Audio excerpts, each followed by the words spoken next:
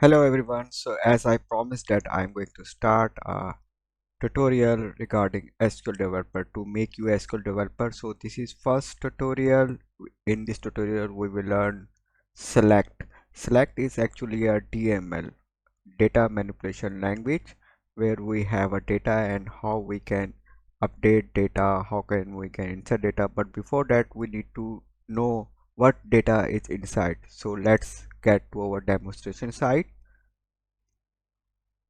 So now I'm already connected with the SQL server, and here is my database SQL hands-on, which is actually purpose of this tables or database to we will make some practice over SQL type queries. So for example, I have a customer table, dim date, order, and product table. So how I can see inside what inside in the data table. So first I need to open a query, and then I need to write a select statement. Select, this is main part, and the second part is from, and third part is that we have to provide a table name like customer.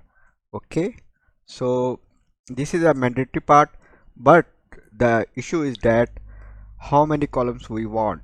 For example, if we want all columns, so we need to put static here. Okay, and then run this command. Okay, execute. So here you can see that in select, when we apply static, it will retrieve all the columns that are reside inside the database and all the data we have. For example, in this case we have 4 rows and 4 columns: customer ID, name, email, and country. So if I only want that I need a name, so what I need to write a name, and for example I also want email address. So rather than using a star, I will use in this case to provide the column.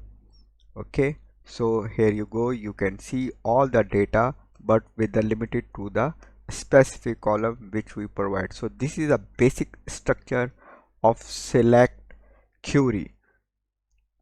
Now if you learn the basic structure of the select query, we will have more options. Like for example, I am going to use again star, from, table name, customers, and let me run this query for you. I am going to select this query, okay, rather than this query. If I select both query, then it will return me two results of result sets, because it will execute first this query and then this one. If I select this query and then select apply execute, so it will just execute this query, selected query, and return me the result. Let's say I want now the country name is US. So what I need to apply another clause, which is a where clause. Let me put in a second row that where clause, where is actually filtering your slice or dicing the data, limited your data. Where is a condition which you have to provide. Once you provide, it will check the record in a database that what record are satisfying this condition. For example, country, my column name is country and equals to,